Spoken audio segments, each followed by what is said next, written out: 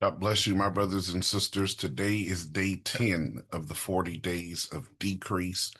We are continuing our Lenten devotional series, and our scripture today is taken from John chapter 13, verses 31 through 36.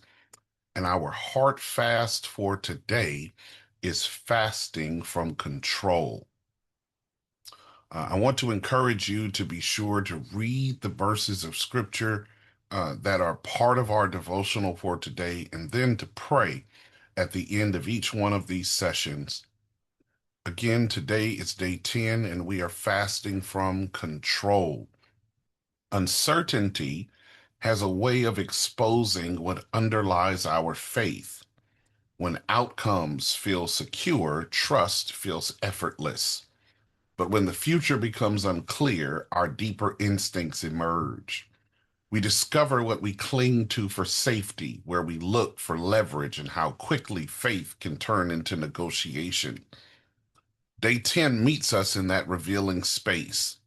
It asks how we respond when following Jesus no longer guarantees predictability. It presses us to examine what we reach for when control begins to slip. Control is the impulse to manage outcomes, to secure position, and protect ourselves from vulnerability.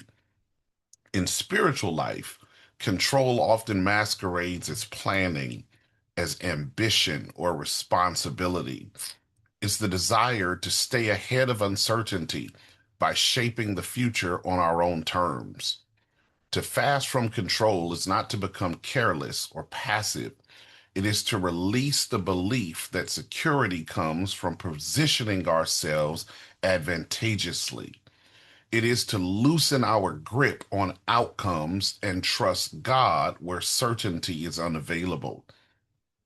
As Judas leaves the room, Jesus declares, "Now is the Son of Man glorified, and God is glorified in him."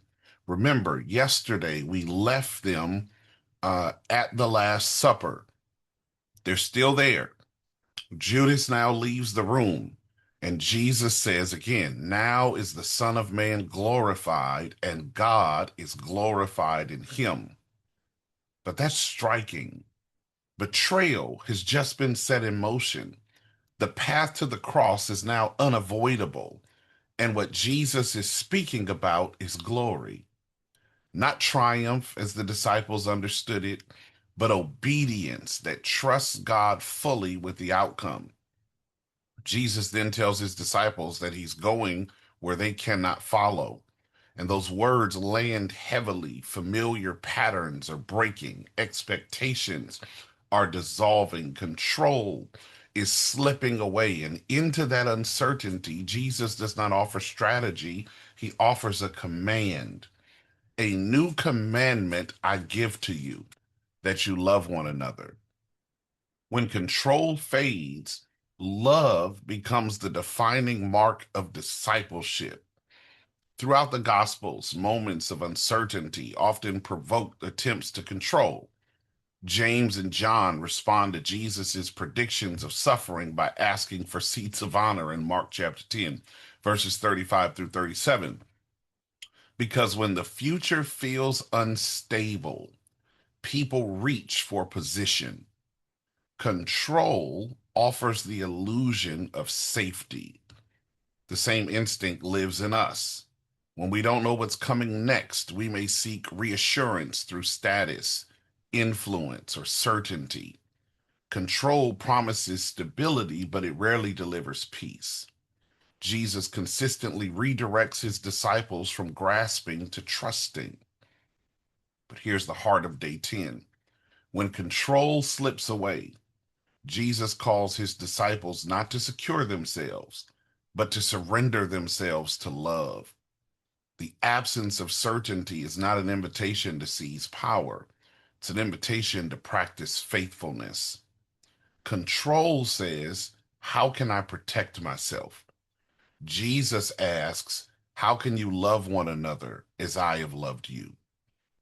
Lynn exposes how quickly we equate faith with predictability. And day 10 reminds us that discipleship is not about managing outcomes, but about embodying Christ-like love when the outcomes are unclear. Again, control feels responsible. It feels mature. It feels like wisdom, but it's often rooted in fear. The fear of being exposed, overlooked, or harmed by uncertainty. Control attempts to eliminate vulnerability, yet Jesus chooses vulnerability as the path of glory. He does not secure his future by force, but he entrusts himself fully to the Father because his authority flows not from control, but from obedience that's been shaped by love.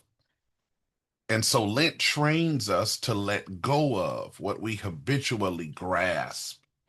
It teaches us to live without guarantees, to follow Christ without managing the results.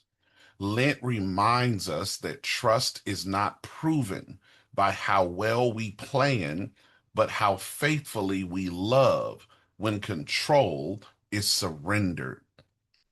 To fast from control is to stop grasping for certainty and to start practicing obedience. And so, how can we apply that today? This fast invites intentional surrender. And practically, this may look like releasing the need to manage how others respond, choosing faithfulness over self protection, or practicing love without controlling the outcome.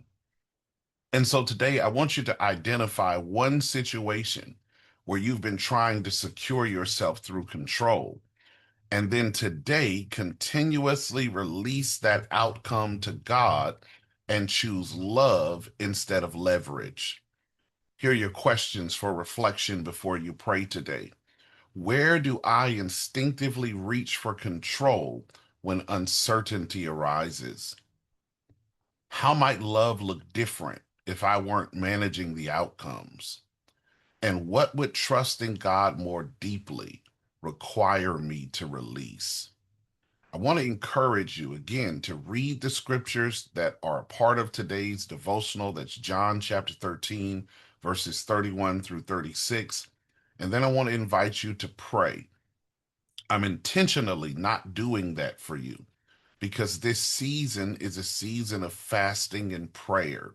And so I want to encourage you to take the time to pray through these concepts and ask God to begin to reveal to you where you have been trying to assert control.